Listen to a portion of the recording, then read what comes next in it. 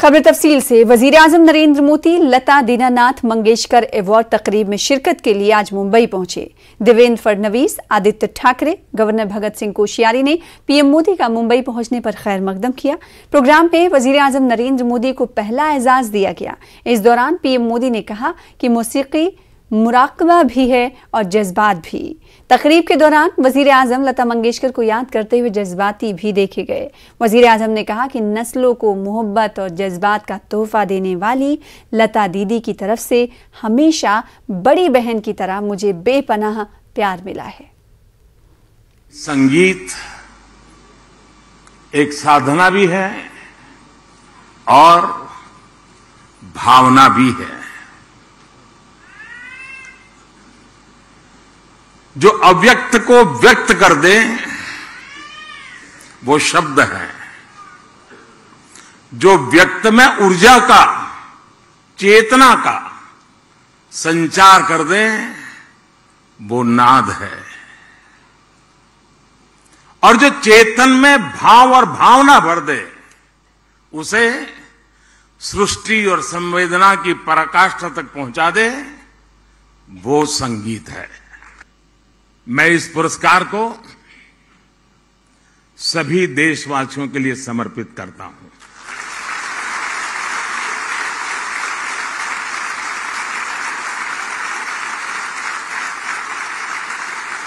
जिस तरह लता दीदी जन जन की थी, उसी तरह उनके नाम से मुझे दिया गया है पुरस्कार भी जन जन का है। लता दीदी से अक्सर मेरी बातचीत होती रहती थी। वो खुद से भी अपने संदेश और आशीर्वाद भेजती रहती थी। उनकी एक बात शायद हम सबको काम आ सकती है, जिसे मैं भूल नहीं सकता हूं। मैं उनको बहुत आदर करता था, लेकिन वो क्या कहती थी? वो हमेशा कहती थी, मनुष्य अपनी उम्र से नहीं अपने कार्य से बड़ा होता है। जो देश के लिए जितना करे वो उतना ही बड़ा है। सफलता के शिखर पर ऐसी सोच से व्यक्ति की महानता, उसका हमें एहसास होता है। समाजवादी पार्टी के कौमी सदर अखिलेश यादव ने सीतापुर जेल में बंद रामपुरा के रुकन असेंबली आजम खान को लेकर बड़ा बयान दिया है। उन्होंने लखनऊ में कहा कि समाजवादी पार्टी आजम खान के साथ है और पार्टी उनकी जमानत के लिए कोशिश करेगी। वाज़ेह है कि गुज़िश्ता कुछ दिनों से रामपुर के रुकन असेंबली और समाजवादी पार्टी के सीनियर लीडर के हामी अखिलेश यादव पर मदद नहीं करने का इल्जाम लगा रहे थे। यही नहीं, इस वजह से कई लीडरों ने समाजवादी पार्टी से इस्तीफा भी दिया था। जानकारी में नहीं है। विधायक जी कहते रविदास मल्होत्रा, क्योंकि मुझे यहाँ पर इस गांव में आना था, मुझे जानकारी नहीं है कि कौन मिलने गया था। वो स्वयं ही शायद गए होंगे, मुझे जानकारी नहीं है। सर, आजम को लेकर बड़ा सोशल मीडिया पर भी चल रहा है और तमाम माध्यमों समाजवादी पार्टी उनके साथ है। जमानत उनकी कराएंगे जो एक मामला? देखिए, वो कानूनी है और जो समाजवादी पार्टी लीगली मदद कर सकती है वो करेगी, लेकिन उनके साथ जो अन्याय हुआ है वो भारतीय जनता पार्टी ने किया है। भारतीय जनता पार्टी जानबूझ करके ऐसे अधिकारियों को लेकर गई जिससे उनके ऊपर अन्याय हो सके, झूठे मुकदमे लग सके। दिल्ली के जहांगीरपुरी में गुज़िश्ता दिनों हुए तशद्दुद के वाक़यात के बाद आज तिरंगा यात्रा निकाली गई, जिसमें कसीर तादाद में दोनों समाज के लोगों ने शिरकत की।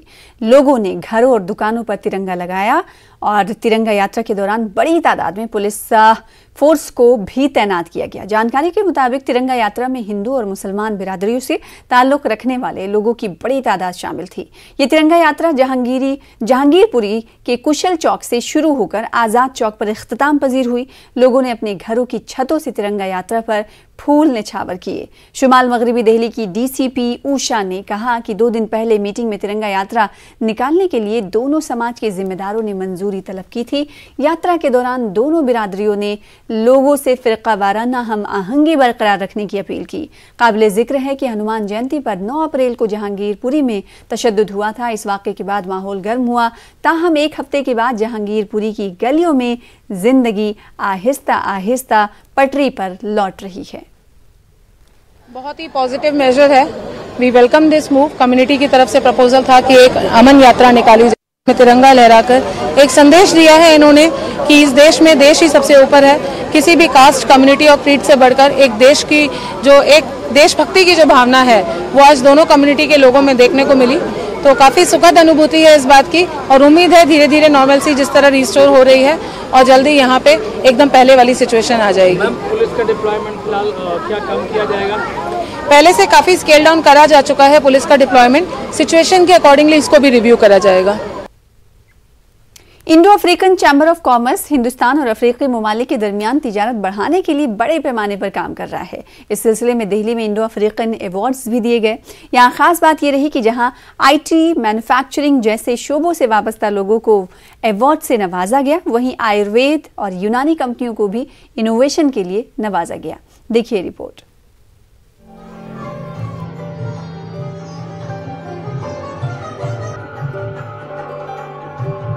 दिल्ली के इंडिया इंटरनेशनल सेंटर में चौथे Indo African chamber of commerce award तकरीब का इनेकाद किया गया।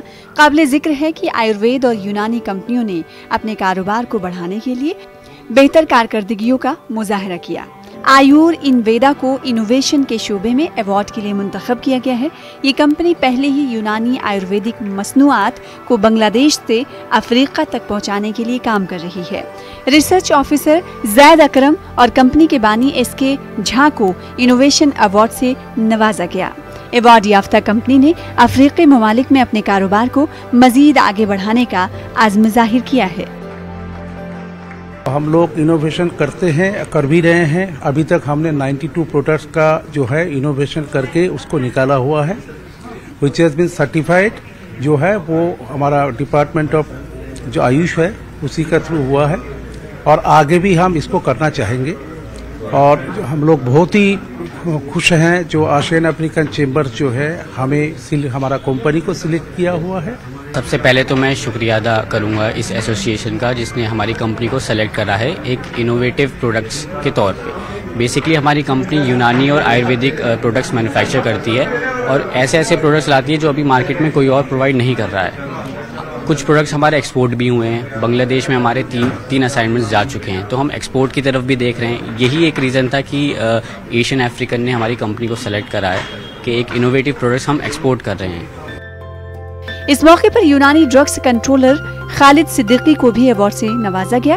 खालिद सिद्दीकी ने कहा कि अब यूनानी मसनूआत अफ्रीका तक पहुंच गई हैं। ये प्लेटफॉर्म है जिसके जरिए हम यूनानी को और इन जनरल आयुष के अप्रोच को हम एक जनरल पब्लिक तक पहुंचा सकते हैं और जाहिर है इससे यूनानी एक ग्लोबल प्लेटफॉर्म पे उसको जाना जाएगा और यूनानी का बिजनेस बढ़ेगा।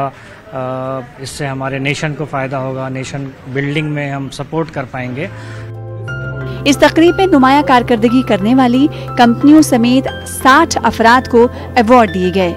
Indo African chamber of commerce and industry के चेयरमैन जीडी सिंह ने कहा कि हिंदुस्तान और अफ्रीका के दरमियान अब तक 25 से ज्यादा मुफाहमतनामों पर दस्तखत हो चुके हैं।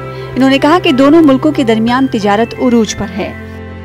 देखिए, एशियन अफ्रीकन चैम्बर जो है वो ट्रेड एंड इन्वेस्टमेंट अपॉर्चुनिटीज को आगे लेके आने के लिए एक ऐसा मंच है जहां हम 26 कंट्रीज को कोलैबोरेट करते हुए एशिया और अफ्रीका के अंदर अपॉर्चुनिटीज को आगे बढ़ाते हैं। और आज का जो इवेंट है ये हमारा चौथा एडिशन है एशियन अफ्रीकन लीडरशिप फोरम का, जिसके अंदर कई कंट्रीज से लोगों ने पार्टिसिपेट किया है। और आज आप देखेंगे कि लगभग $200 मिलियन का इनवर्ड इन्वेस्टमेंट हम करवा रहे हैं। कुछ MOUs हैं जो हम साइन करने वाले हैं आज। तो बहुत ही उत्साहित हूं मैं और मुझे लगता है जितने ज्यादा लोग इसके अंदर पार्टिसिपेट करेंगे उतना ही हम इकोनॉमी को और देश को आगे लेकर के जा सकते हैं। हिंदुस्तान दुनिया में एक बड़ी ताकत बनकर उभर रहा है। यही वजह है कि दुनिया के बड़े ममालिक के साथ कारोबारी ताल्लुकात नई बुलंदियों को छू रहे हैं और हिंदुस्तान का ताजिर तबका नई राहें और नई मंडियों की तलाश कर रहा है। दिल्ली से न्यूज़ 18 उर्दू के लिए खुर्रम शहजाद की रिपोर्ट।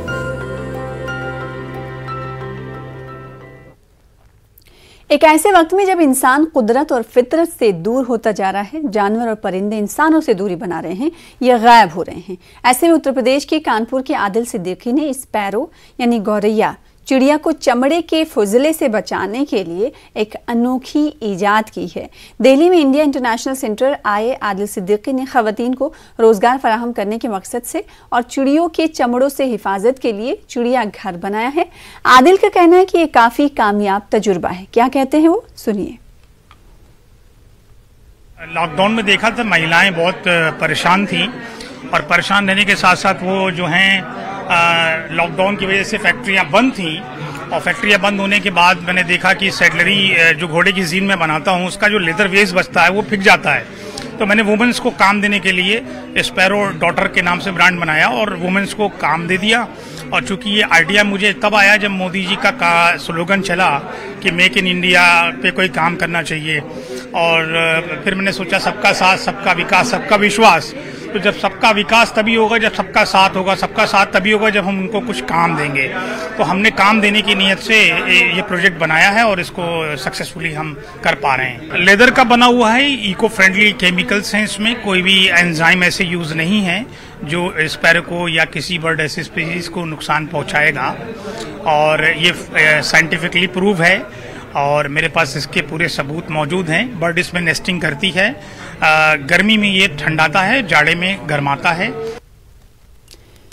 टीआरएस एमएलसी की कविता ने कहा है कि तेलंगाना में सहाफियों को बहबूद के लिए 100 करोड़ रुपए मुख्तस किए गए हैं। इन्होंने कहा कि खवातीन सहाफियों के लिए खुसूसी प्रोग्राम का भी इनेकाद किया जाएगा। सुनिए इन्होंने मजीद क्या कहा। स्टेट में मीडिया एकेडमी ऑफ तेलंगाना जो है, इसके लिए तेलंगाना गवर्नमेंट ने 100 करोड़ रुपीस देके पूरे जर्नलिस्टों के वेलफेयर के लिए बहुत सारे काम करते हैं। और तेलंगाना राज्य ही एक ऐसा राज्य है जहां पे 18,000 मेंबर्स हमने एक्रेडिटेड मेंबर्स को हमने एक्रेडिटेड कार्ड दिया है। किसी भी स्टेट में जर्नलिस्ट को इतना कार्ड नहीं मिलता है। तो जिस तरीके का वेलफेयर तेलंगाना में होता है वो जर्नलिस्ट के लिए बाकी कहीं नहीं होता है। और this is a very unique event where Media Academy of Telangana has decided to do a programme only for women journalist. ये भी हमने कहीं होते हुए नहीं देखा है। I am very happy. आज more than 250 women journalists have come to this program and they have asked for certain things to be done. We will certainly take it up from the government. We will also take it up with the media organizations. Ultimately, more women in journalism. I personally believe that more women issues will be highlighted, more women problems will be solved. So we will stand by our women journalists and will support them. जिला पुलवामा के पाहू इलाके में security forces और मिलिटेंटों के दरमियान encounter हुआ। इस इनकाउंटर में अब तक 3 मिलिटेंट मारे गए हैं। ये इनकाउंटर आज बाद दोपहर उस वक्त शुरू हुआ जब पाहू मिलिटेंटों की मौजूदगी की सिक्योरिटी फोर्सेज को इत्तला मिली और इत्तला मिलने के बाद इलाके का मुहासरा किया गया। इस दौरान एक रिहायशी मकान में छुपे मिलिटेंटों ने फोर्सेज पर फायरिंग कर दी, जिसके बाद फौज की 50 आरआर और सीआरपीएफ के अलावा जम्मू कश्मीर पुलिस की मुश्तरका टीम ने पूरे इलाके का मुहासरा किया और गोलियों के तबादले के दौरान मिलिटेंट ढेर किए गए। पाहू इलाका श्रीनगर पुलवामा शाहरा पर वाक़ है। ताहम इस दौरान शाहरा पर ट्रैफिक की नकलो हरकत में कोई खलल नहीं पड़ा। वहीं मिरहामा कुलगाम में कल देर गए सिक्योरिटी फोर्सेज और मिलिटेंटों के दरमियान हुए इनकाउंटर में जैश मोहम्मद से वाबस्ता 2 पाकिस्तानी मिलिटेंट हलाक किए गए। इनकाउंटर के मकाम से भारी मकदार में असलहा और गोला बारूद जब्त किया गया। तफसीलात के मुताबिक मिरहामा कुलगाम में कल दोपहर बाद सिक्योरिटी फोर्सेज को इत्तला मिली कि इलाके में मिलिटेंट छुपे हुए हैं, जिसके बाद कुलगाम पुलिस, फौज और सीआरपीएफ ने इलाके का मुहासरा किया और यहां एक इनकाउंटर शुरू हुआ और ये इनकाउंटर आज सुबह तक जारी रहा। पुलिस ने अपने ट्वीट में बताया है कि इस इनकाउंटर में जैश से वाबस्ता 2 पाकिस्तानी मिलिटेंट मारे गए हैं, जिनकी शनाख्त ज़बीउल्लाह और सुल्तान पठान के बतौर हुई है, जो कि साल 2018 से शोपियां और कुलगाम अजला में सरगर्म थे। उनके कब्जे से 2 AK-47 राइफल, मैगजीन और ग्रेनेड बरामद किए गए।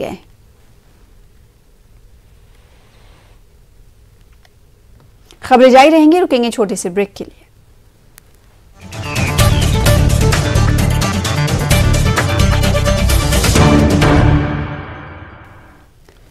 कानपुर पुलिस सवालों के घेरे में है। पुलिस के गुंडों के साथ हुक्का पीते हुए एक तस्वीर अवाम में मौजूए बहस है।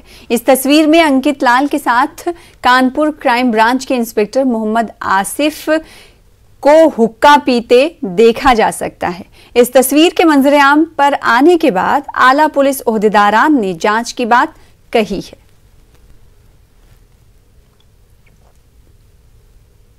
रायचूर में माह रमजानुल मुबारक के पेश नज़र जगह जगह रूह परवर मनाजिर देखे जा रहे हैं। फर्जंदान तौहीद माह सियाम के पेश नज़र घरों और मसाजिद में खुसूसी इबादतों का एहतमाम कर रहे हैं। इसी तरह बाज़ अहले खैर हजरात रोज़ेदारों के लिए दावत इफ्तार का भी एहतमाम करते हुए रब करीम को राज़ी करने की कोशिश कर रहे हैं। रायचूर शहर के मारूफ मिल्ली रहनुमा और न्यू एजुकेशन सोसाइटी के सेक्रेटरी मुजीबुद्दीन की जानिब से इब्तिदाए रमज़ान से ही रोज़ेदारों के लिए दावत इफ्तार का एहतमाम किया जा रहा है। शहर के कदीम मोहल्ला अंदरून किला में सैकड़ों रोज़ेदारों के लिए दावत इफ्तार का एहतमाम किया जा रहा है। कर्नाटक के रायचूर की मस्जिद अक्सा में बैन मजहबी प्रोग्राम और दावत इफ्तार का एहतमाम किया गया। दावत इफ्तार में मुख्तलिफ मज़ाहिब और तबक़ात से ताल्लुक़ रखने वाले दानिश्वरों और लीडरों ने शिरकत की। इस मौके पर समाजी व मिली रहनुमाओं ने कहा कि माह रमज़ानुल मुबारक भाईचारा, कौमी यकजहती, हमदर्दी और क़ुरबानी का पैगाम देता है। उन्होंने कहा कि इत्तेहाद और इत्तफ़ाक़ से ही मुल्क में अमन व अमान मुमकिन है।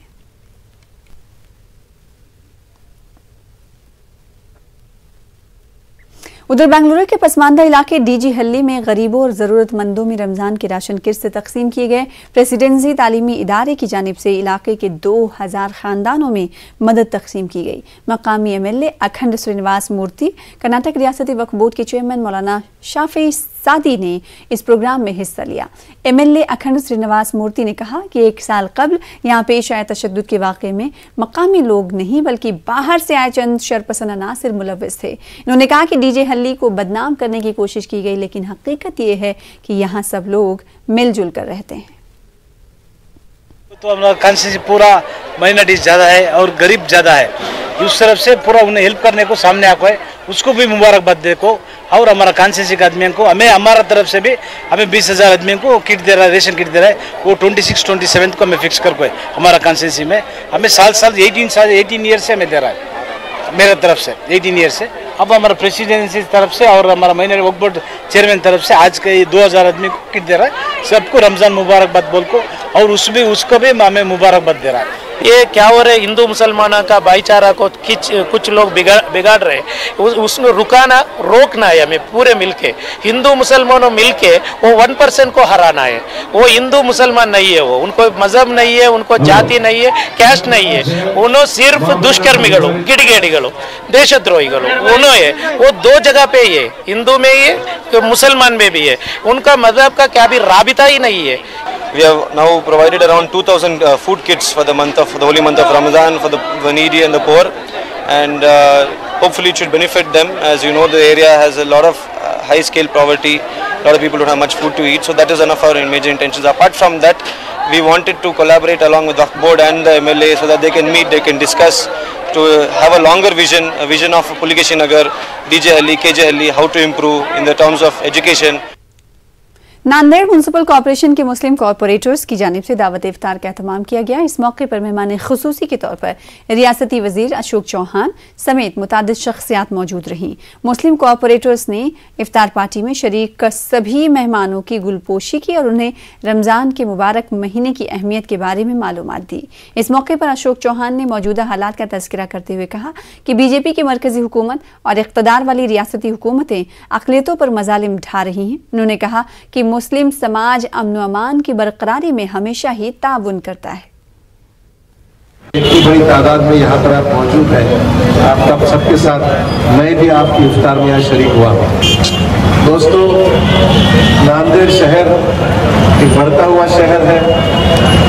शहर की खूबसूरती ये है कि हमेशा हम लोग एक साथ रहे, अपने सुख दुख में एक साथ हमेशा आज तक रहे और आगे भी रहेंगे।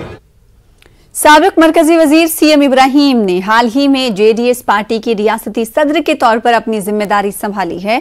कांग्रेस के MLC के ओहदे को इस्तीफा देकर CM इब्राहिम JDS में शामिल हुए हैं। कांग्रेस के मुस्लिम नुमाइंदों का कहना है कि CM इब्राहिम का JDS में आला मकाम हासिल करना BJP की एक साजिश हो सकती है। कांग्रेस के सीनियर लीडर नसीर अहमद ने कहा कि CM इब्राहिम के पार्टी बदलने से कांग्रेस और अक़लियतों पर कोई असर नहीं पड़ेगा।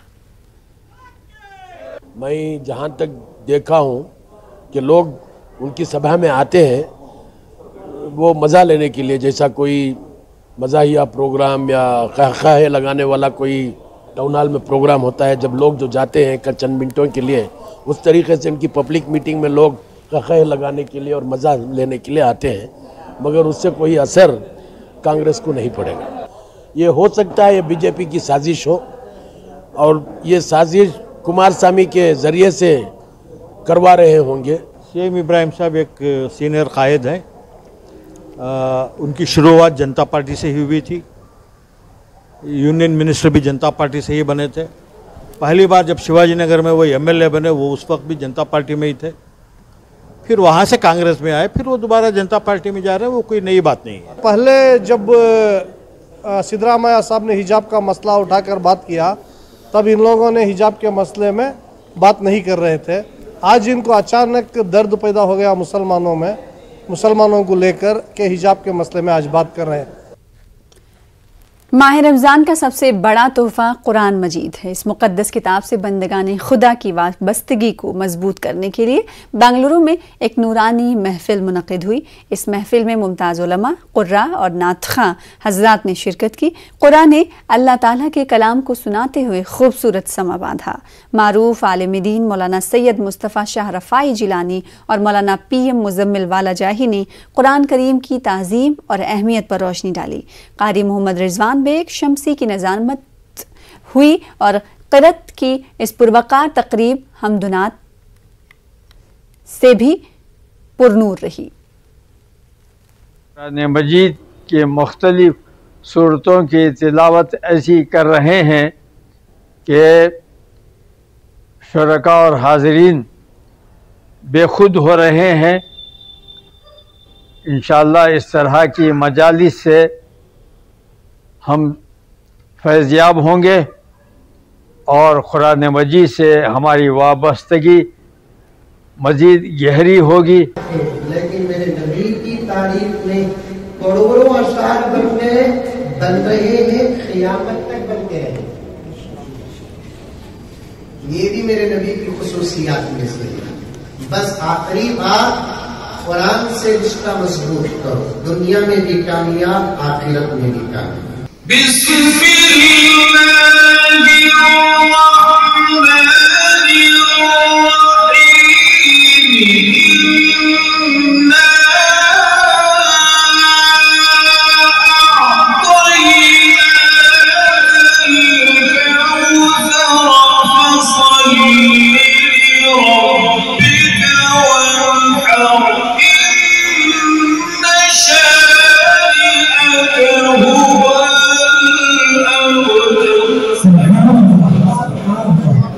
اليوم نختم على أفواههم وتكلمنا أيديهم وتشهد أرجلهم بما كانوا يكسبون। खास बात इंडिया में फिलहाल इतना ही। मुझे दीजिए इजाजत। आदाब।